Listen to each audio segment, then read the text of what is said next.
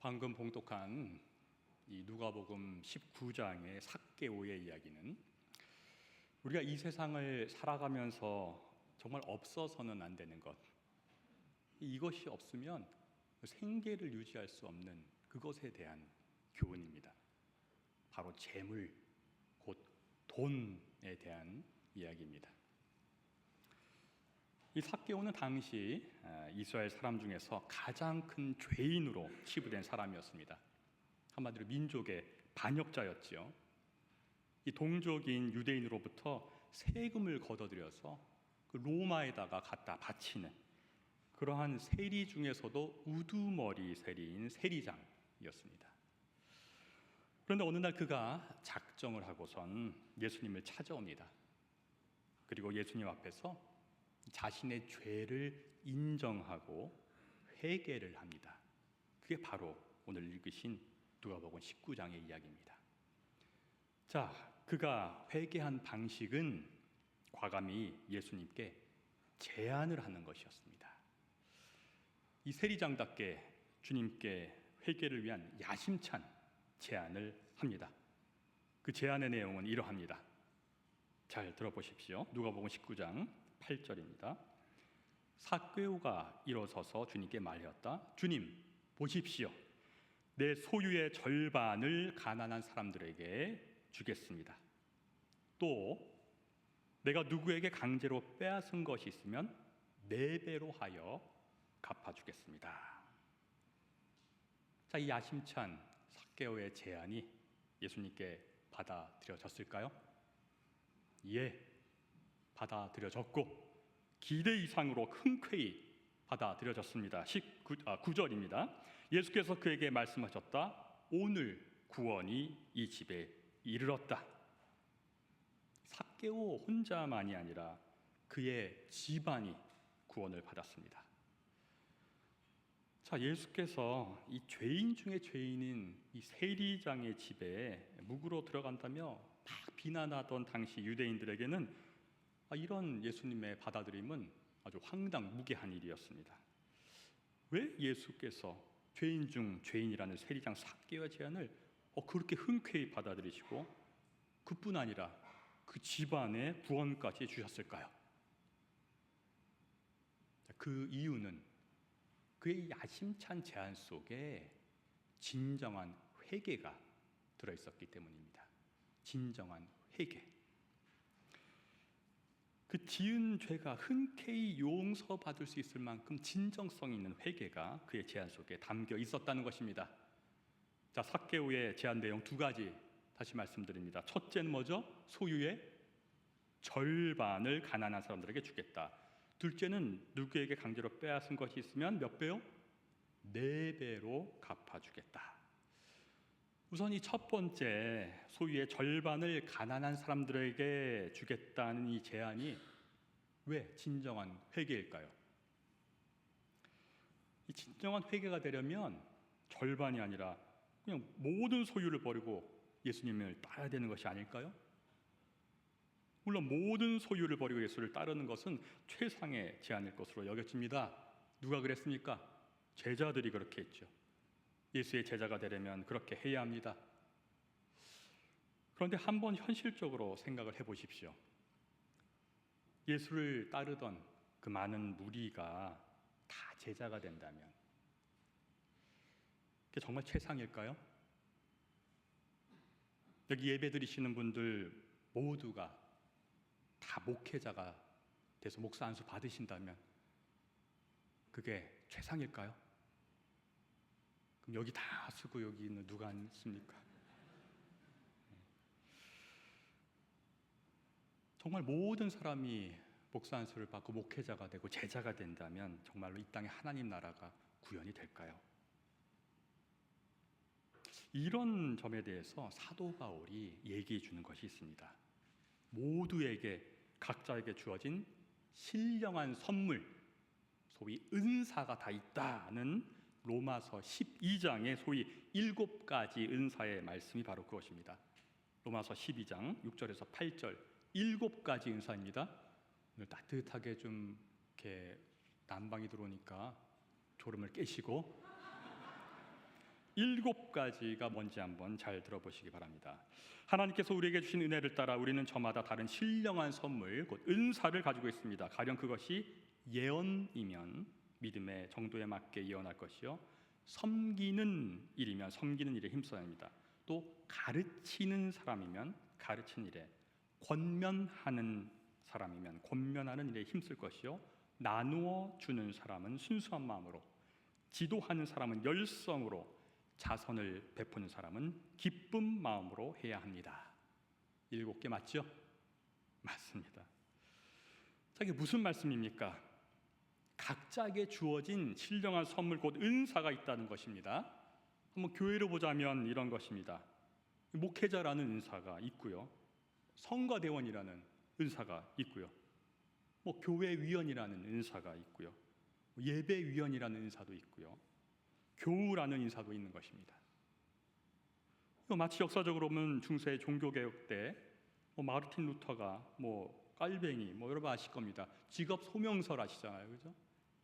그런 것과 같은 겁니다. 모든 직업이 하나님의 부르심, 신령한 선물, 은사이기 때문에 각자에게 주어진 직업이 모두 최상의 은사다, 그런 겁니다. 이 삭개오는 그래서 본업을 버리고 제자가 되는 선택을 하지 않고 본인에게 주어진 신령한 선물, 곧 은사인 직업 뭐죠? 세리장이라는 본업을 유지하면서 그 대신 그전과는 달리 이제는 예수 믿는 사람으로서 할 수 있는 최선의 제안을 하였던 것입니다. 주어진 은사에 따른 최선의 선택이었으니 그 선택은 최상의 선택이었던 것입니다. 구체적으로 삭개오는 세리장이라는 이 돈을 다루는 직업을 통해 그전과는 달리 방금 읽으신 로마서 12장에서 마지막 은사, 7번째 은사 뭐였죠? 자선을 베푸는 사람. 자선을 베푸는 사람은 기쁜 마음으로 해야 됩니다. 이 마지막 7번째 은사처럼 자선을 베푸는 사람으로서 그 은사에 최선을 다하겠다는 선택을 하였습니다. 이전에 세속적인 마음을 회개하고 그 말씀 그대로 어떤 마음으로 자선을 베푼다고요? 기쁜 마음으로 자선을 베푸는 사람이 되기를 선택했던 것입니다. 그래서 자신이 가진 그 큰 재산의 절반을 가난한 사람을 위해 나누기로 결단하고 기쁜 마음으로 자선을 베푸는 사람으로 살아가는 그런 최상의 선택을 한 것입니다. 따라서 재산의 전체가 아니라 절반을 베풀고자 하겠다, 이 말은 아이고 주님 다는 못 내려놓겠으니 절반은 그냥 움켜쥐고 살겠습니다는 그 말이 아니라, 절반은 기쁜 마음으로 흔쾌히 구제를 위해서, 가난한 사람을 위해 자선을 베풀고, 이제 나머지 절반으로는 그 세리장이라는 나의 그 은사를 통해서 그걸 적극 활용해서 이제부터는 올곧게 경제 활동을 해서 지속해서 그렇게 자선을 베푸는 사람으로 기쁘게 살아가겠다는 말이 아니었겠습니까? 그러니 절반을 그냥 내려놓겠다 이렇게 하지 않고 구체적으로 가난한 사람들에게 주겠다 이렇게 말한 거지 않겠습니까? 이처럼 이전 세속인이었던 그 모습과는 전혀 달리 이제는 주님을 향한 진실된 회개의 마음이 그 제안 속에 들어있었기 때문에, 그래서 주님께서는 흔쾌히 크게 칭찬까지 하며 그의 제안을 수용해 주신 것입니다. 이처럼 기쁜 마음으로 자선을 베푸는 사람, 그런 사람의 도움으로 설립된 국내 최초의 근대식 병원이 바로 이 루스체플 옆에 있는 세브란스 병원입니다. 여러분, 이 세브란스 병원의 이름이 연세대학교 병원이 아니라 세브란스 병원인 이유를 다 아시죠? 이 헨리 루이스 세브란 씨의 자선 기부로 인한 것이었습니다. 이 세브란 씨는 그 유명한 록펠러와 함께 스탠다드 오일의 공동 창업자였던 아주 큰 기독교 실업가 사업가였습니다. 그런데 이 미국 뉴욕 카네기홀에서 열린 의료 선교 대회에서 당시에 이곳 그 제중원, 세브란스의 전신이죠, 제주중원 원장이었던 에비슨 선교사님이 조선 의료 선교를 향한 호소의 연설에 감동을 받아서 거액을 기부하여 그 이름을 따서 세브란스 병원이 되었죠. 그때 이 세브란스 씨가 했던 유명한 말이 이것입니다. 도움을 받는 당신의 기쁨보다 도움을 줄 수 있는 내 기쁨이 더 큽니다. 이 캐나다 선교사였으니까 뭐 영어로 하셨겠죠. 원판은 이렇습니다. My joy in giving is greater than your joy in receiving. 이 말씀은 이 세브란스 자신의 말씀이 사실 아닙니다. 사실 성경에서 사도 바울이 주님께서 하신 말씀이라고 인용했던 그 사도행전 20장 35절 주는 것이 받는 것보다 더 복이 있다. 이 말씀을 세브란스가 자신의 표현으로 재인용한 것입니다. 정말 멋지지 않습니까? My joy in giving is greater than your joy in receiving. 한 25년 전인가요? 2001년에 유행했다는 그 어느 카드사 TV 광고 기억나십니까? 여러분 모두 부자 되세요. 그런데 그렇게 되고 나서 부자 되셔서 이 성경 말씀처럼 어떤 마음으로 무엇을 베풀어요? 기쁜 마음으로 자선을 베푸는 사람이 되시기를 바랍니다. 그래서 세브란스 씨처럼 그런 멋진 고백하시기 바랍니다. 도움을 받는 당신의 기쁨보다 도움을 줄 수 있는 내 기쁨이 더 큽니다. 이런 고백하는 여러분 되시면 참 좋겠습니다. 자, 두 번째로 누구에게서 강제로 빼앗은 것이 있으면 4배로 하여 갚겠다는 제안에 왜 진정한 회개가 들어있을까요? 아까 절반을 살펴본 것처럼 왜 4배일까요? 여러분, 이 성경에서 구약의 그 율법에 보면은 어떤 것을 잘못해서 이렇게 도둑질하는 경우에 그것을 뉘우치고 회개하는 절차가 있습니다. 그게 바로 4배로 갚는 것입니다.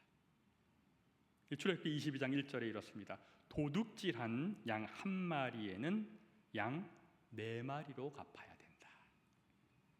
무슨 말씀입니까? 내가 도둑질한 것을 숨기다가 이제 인정하고 진짜 회개하고 용서받으려면 당당히 나가서 4배로 받고 용서를 받을 수 있다는 것입니다. 따라서 삭개오가 4배로 하여 갚겠다고 한 것은 이 세금을 거두면서 뭐 탈취하거나 횡령한 사실이 있다면 그것을 먼저 인정하겠다는 말씀입니다. 그리고 그에 대해서 완전한 대가를 치르고 용서를 구하고 회개하겠다는 것입니다. 그것이 그 4배의 의미입니다.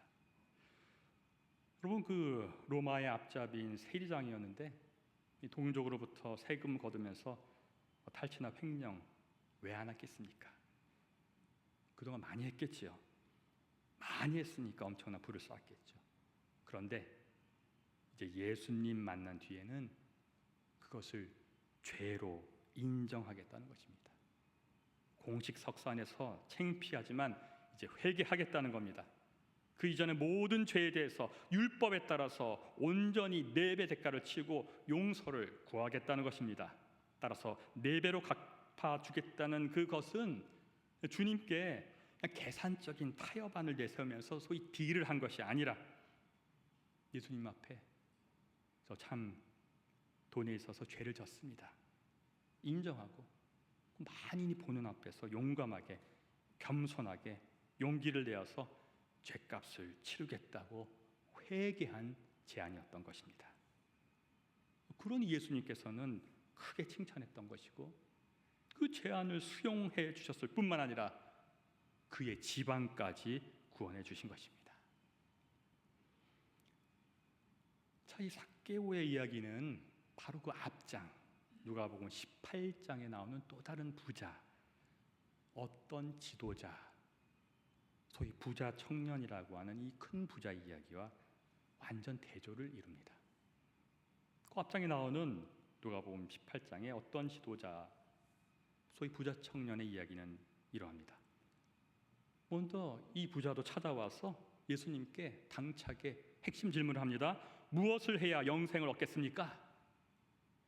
예수님께서 대답하십니다. 누가복음 18장 22절입니다. 내게는 아직도 한 가지 부족한 것이 있다.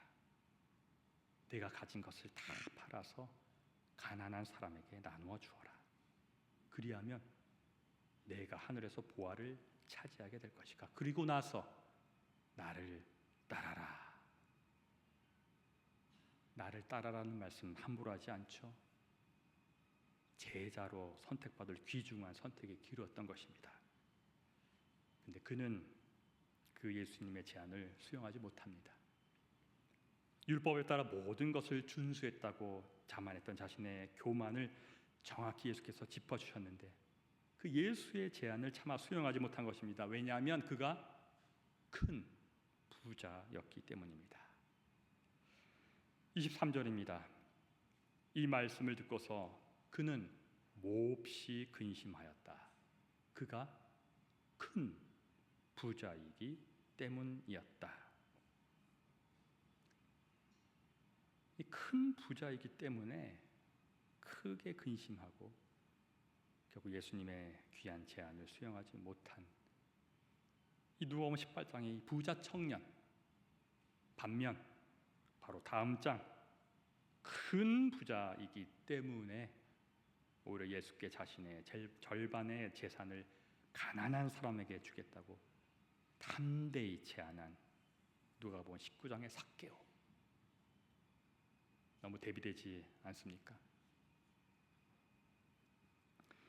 이 구원받을 기회이자 제자로 임명될 기회를 자진해서 포기하기로 선택한 이 부자 청년을 보면서 예수께서는 그 유명한 이야기를 하십니다. 24절, 25절입니다. 예수께서는 그가 근심에 사로잡힌 것을 보시고 말씀하셨다. 재물을 가진 사람이 하나님 나라에 들어가기는 참으로 어렵다. 부자가 하나님의 나라에 들어가는 것은 낙타가 바늘귀로 들어가는 것이 더 쉽다. 무슨 말씀입니까? 문맥적으로 보면 부자가 천국에 들어가지 못한다는 말씀이죠.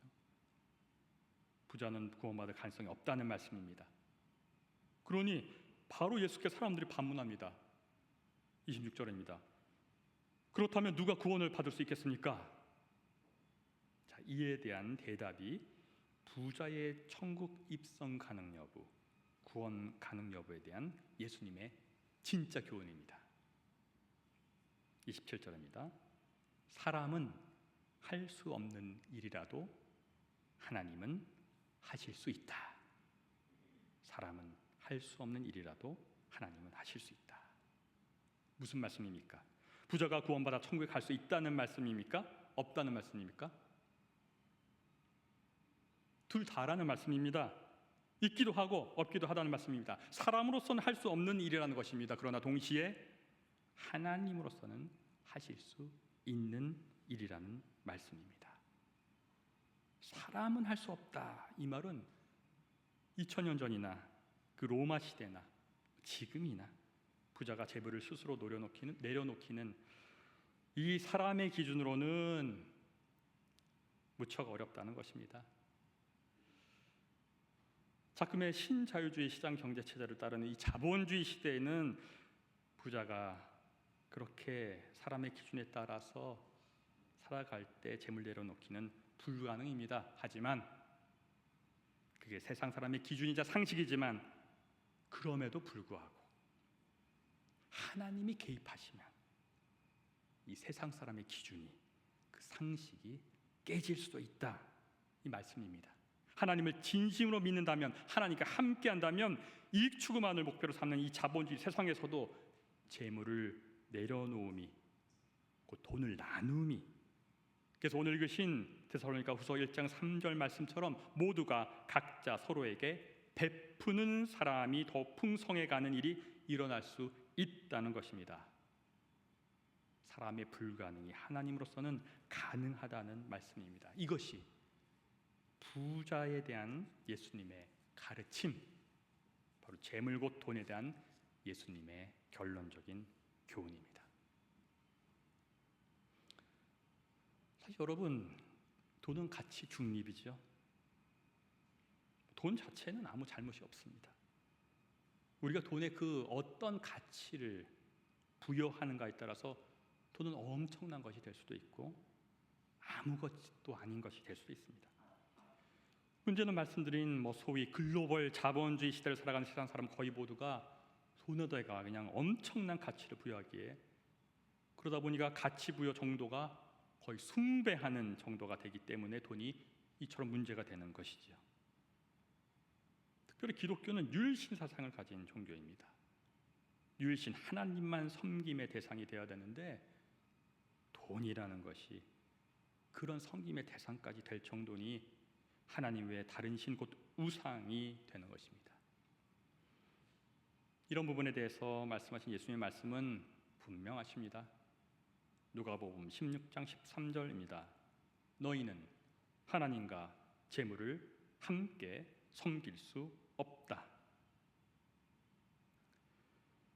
여기서 이 재물은 그리스어로 맘모나스입니다. 많이 들어보셨죠? 맘몬, 물신을 의미합니다. 사전에도 나오는 맘모니즘, 물신주의, 배금주의, 황금 만능주의 등으로 불리는 이 어원이 바로 이것입니다. 예수님은 단호히 말씀하십니다. 하나님과 재물 함께 섬길 수 없다. 이 단호한 돈에 대한 선긋기의 주님의 말씀처럼 하나님, 맘몬 함께 섬길 수 없습니다. 그럼에도 이런 자본주의 세상에서 섬김의 대상까지 되어버린 이 맘몬, 돈을 섬김의 대상이 아니도록 만들 수 있는 방법이 있을까요? 말씀드린 대로 세상 사람으로서는 불가능입니다. 세상 논리는 불가능입니다. 그러나 하나님으로서는 가능하십니다. 단 하나님이 원하시는 대로 삭개오처럼 진정한 회개가 이루어져야만 가능합니다. 그래야 하나님의 일이 돈을 통해서 일어나는 것입니다.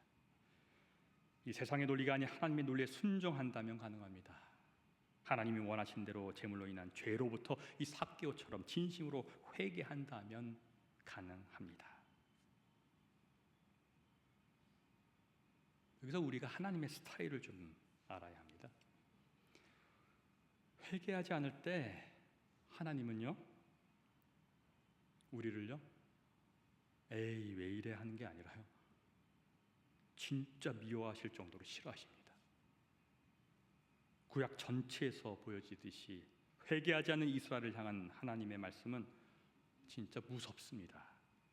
오늘 읽으신 이사야서 1장 13절의 말씀 들어보십시오. 다시는 헛된 재물을 가져오지 말아라. 다 쓸모없는 것들이다. 분양하는 것도 나에게는 역겹고 초하루와 안식일과 대회로 모이는 것도 참을 수 없으며 거룩한 집회를 열어놓고 못된 짓도 함께하는 것을 내가 더 이상 견딜 수 없다. 당시 제사에 바치는 소나 양 같은 제물, 어이의 제물, 지금으로 말하면 그것은 예배에서 드리는 제물, 아이 제물과 같습니다. 세상 사람의 논리대로 벌기만 하고 하나님의 논리대로 나누지 않는 제물을 하나님께 제물로서 헌금으로 바친다면 하나님은 너무너무 싫어하십니다. 그러나 진심으로 삭개오처럼 회개한다면 하나님은 그렇게 미워하던 이스라엘을 진심으로 용서하듯 우리를 용서해 주실 것입니다. 오늘의 핵심 구절입니다. 이사야서 1장 18절입니다. 너희의 죄가 주홍빛과 같다 하여도 눈과 같이 희어질 것이며 진홍빛과 같이 붉어도 양털과 같이 희어질 것이다. 아멘. 나중에 한번 다시 읽어보십시오. 17절까지 그렇게 싫다 역겹다고 하시는데 갑자기 18절에 이런 말씀하십니다. 이 문맥상 이해가 가지 않습니다. 그 혐오에서 그 사랑으로 말씀이 바뀌십니다. 그 변곡점이 바로 뭐요? 진정한 회개입니다. 이처럼 우리가 회개할 때 하나님의 극혐오가 극사랑으로 반전됩니다. 하나님의 심판이 은혜로 반전됩니다. 부자가 천국 가기 낙타가 바늘구멍 들어가는 것보다 어렵다고 누가복음 18장에서 말씀하신 예수께서 바로 그 다음 장인 19장에서는 뭐라 그랬죠? 삭개오에게 진정성 있게 회개했더니 너뿐만 아니라 집안도 구원을 내려주신 그 18장과 19장의 반전 이와 똑같습니다. 말씀을 마무리합니다. 여러분, 이 세상에 돈 없이 살아갈 수 있는 사람은 아무도 없습니다. 돈 영원으로 예배 뒤에 앞으로 평생 살아갈 수 있다고 생각하는 분 손 들어 보십시오. 저도 손 내리겠습니다. 하루에 약 2만 5천 명이 굶주림으로 사망한다고 합니다. 약 4초에 1명이 기아로 목숨을 잃는다고 합니다. 약 8억 9천만 명 이상이 영양실조를 겪고 있다고 합니다. 그게 작금의 글로벌 자본주의 시대입니다. 작년 GDP 세계 기준으로 대한민국 13위를 했습니다. GDP 13위를 한 대한민국에서도 수도 서울에 있는 이 교회에 예배드리고 있는 우리는 물론 경제 수준의 편차가 있고 상대적인 차이가 있겠지만 그런 세상 기준으로 볼 때 모두 부자입니다. 따라서 오늘 말씀드린 부자 청년, 부자 삭개오 이야기는 바로 우리 자신의 이야기입니다. 죄 중에서도 재물에 관련된 죄를 회개할 필요성에 대해서 예수께서 성경을 통해 이처럼 분명히 알려주셨습니다. 그러니 우리는 재물 곧 돈에 있어서 그 부자 청년이 아닌 부자 삭개오와 같은 선택을 하면서 살아가야 합니다. 유념할 것이 있는데요. 부자 삭개오의 선택이 쉬워 보이지만 현실적으로 진짜 선택하려면 너무나도 어려운 선택이라는 사실입니다. 반면 부자 청년의 선택은 무척 근심되고 고민하고 어려워 보이지만 실제로 선택하려면 무척 쉬운 선택입니다. 우리가 그러한 자본주의 세상에 살고 있기 때문입니다. 오늘 드릴 말씀 다 드렸습니다. 이제 우리 각자의 선택만 남아 있습니다. 부디 예수님 찾아갔는데도 결국 근심하며 세상 사람의 세속 논리로 그냥 돌아간 그 부자 청년의 선택이 아니라 예수님께 찾아가서 과감히 세상 사람의 세속 논리가 아닌 하나님의 방식을 선택하여 하나님 보시기에 합당하게 기쁜 마음으로 자선을 베풀며 재물을 사용하기로 작정하는 삭개오와 같은 진정성 있는 회개의 선택을 하며 살아가시기를 바랍니다. 그리하여 우리 모두 주홍빛과 같은 죄가 눈과 같이 희어지듯 주님께 용서를 받고 삭개오처럼 나의 회개로 인해서 나뿐 아니라 집안까지 구원을 받는 놀라운 은혜를 우리 모두 경험할 수 있기를 주님의 이름으로 축원합니다. 다 같이 묵상기도 드리시겠습니다.